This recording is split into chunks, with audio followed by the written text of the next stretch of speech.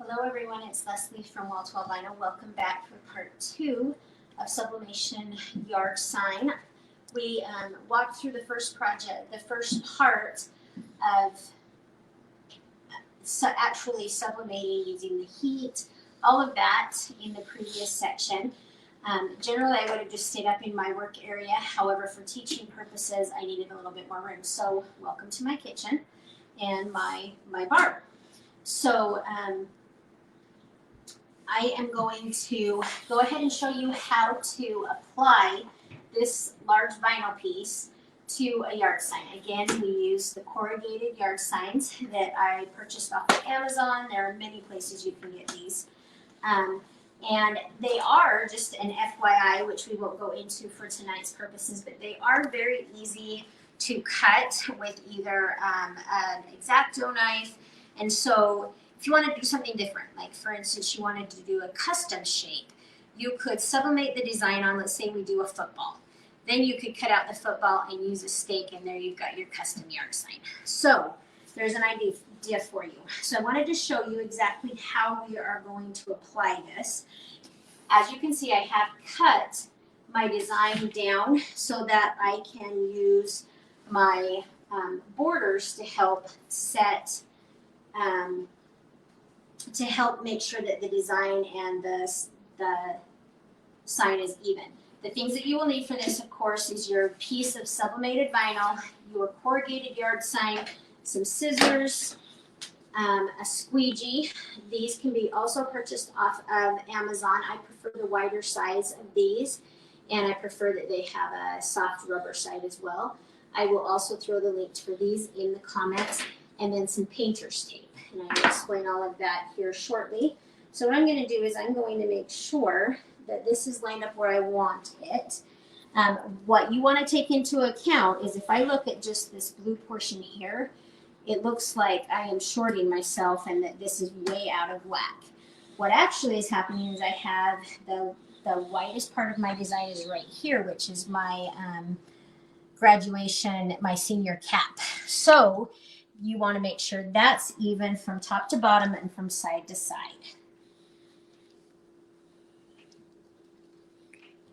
And if you're like me, I am not the best at this, so I usually have to have Dan, who is here, being kind enough to tape me on this one. So he is going to just make sure and eyeball it because he's much better at guessing and eyeballing these things than I am. I think that's it.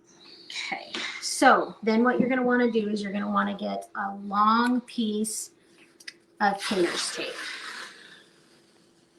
Longer than your substrate. And we're going to just go ahead, I'm going to tape it right to my bar. Then I'm going to bring it right up, right across here, and tape it to my bar again. Okay. Then I just want to make sure it's stuck good so that my design isn't going to shift. And then what I'm going to do is I'm going to bring this over like this, and I literally am going to make a hinge with my vinyl. So I'm going to bring this right to my tape, and then I'm going to cut off. And it is best if you actually cut this, because you don't want, I've tried tearing before, and what happens is you get little pieces of the fibers from the paper stuck in the vinyl. So then we're going to lift this up, you're going to hold it at a 90-degree angle, and you're going to start little sections. So I want to just make sure that I get it over to where the backing is no more. And then you're just going to take little sections at a time so that you push out any air bubbles that you have. And you're going to move from the inside out to the outside in just little sections. Then turn it over. You can use your soft side because you do want to make sure that you get them in the corrugated areas so that you don't have bubbles there. And we can focus on that a little bit more once we get the vinyl down.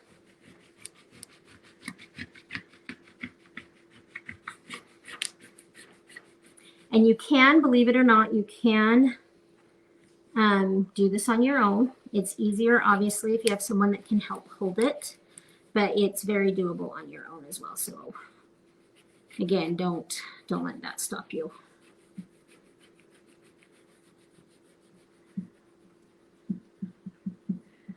So if I happen to see that I have a little bubble that's bigger than what I would like to see on there, then what I'll do is very carefully pull the vinyl back, push the bubble out, and then proceed forward. This is not something that you want to do super fast because then you end up getting air trapped under there. And you want this as smooth as possible.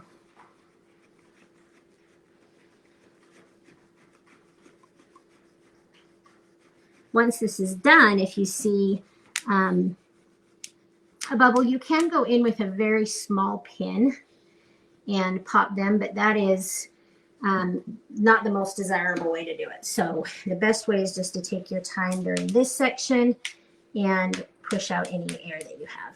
This is why I like the hinge method of applying these, because it's much, much easier to get rid of the air bubbles. And it's a lot easier when you're working with a bigger section of vinyl as well. So this is my preferred method for this.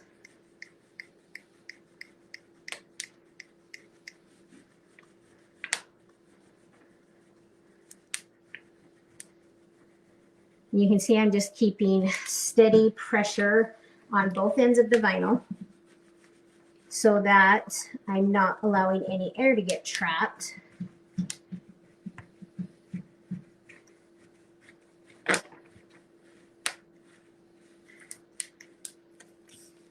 So you can see I got a little air bubble there. So I'm just going to go ahead and back it up a little bit and push that out. And then we move on.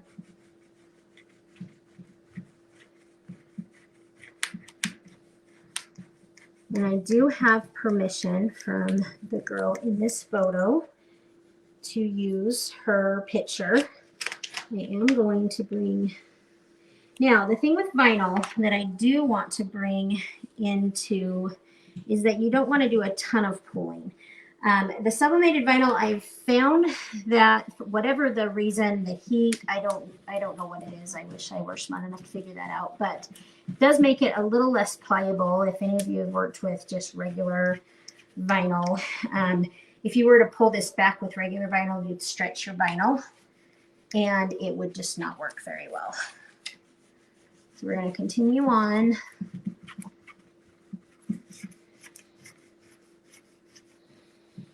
Like I said in the previous video, if this makes you nervous to work with a vinyl size this big, then you could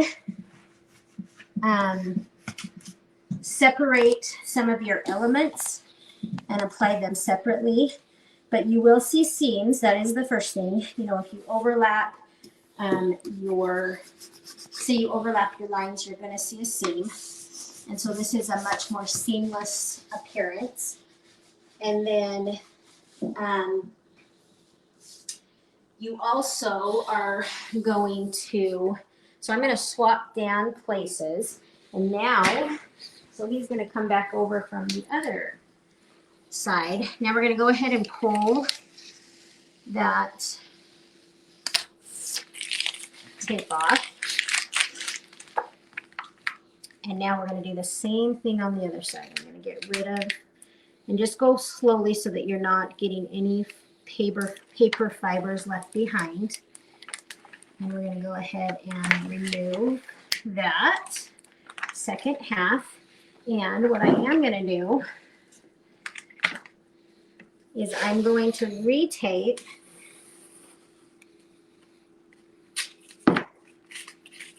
so that my sign stays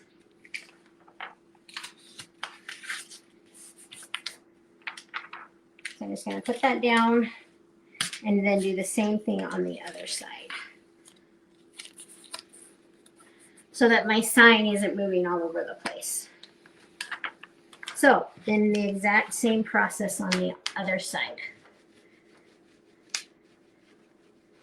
So literally it is called the hinge method, and that is why, it's because you've made a hinge. One thing that I've found with these is that as you get toward the end of your project, you get toward the end of your sign, it becomes very, very easy to hurry. And what ends up happening is you end up getting more bubbles. And then you have to fight with those. So take your time. Just do little small increments.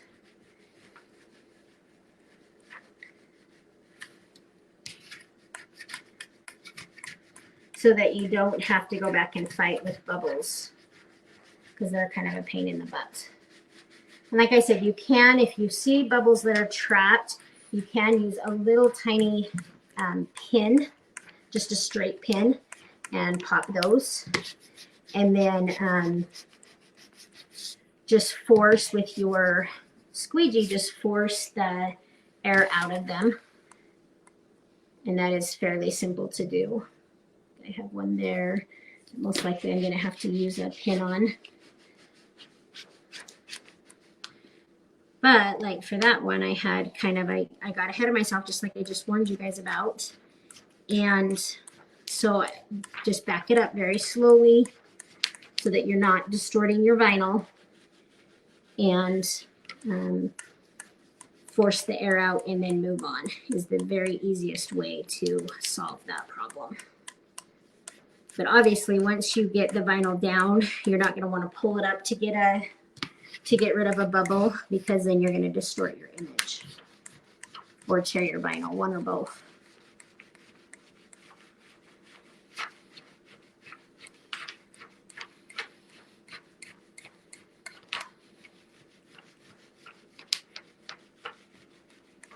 And I will be doing a follow-up video. So this and any of my other yard sale signs, particularly my graduation ones, not so much on baby ones and whatnot, but my graduation ones, a lot of time people want specific school colors. So these will be separated into color segments. So for instance, the 2022, all of the blue sections will be grouped together in a PNG format, so that you can change the color. So I will be doing a video to show you how that is done. It's very simple in any of the programs. And then also there is a how-to sheet that comes with the design so that you know how to do it and accomplish that on your own.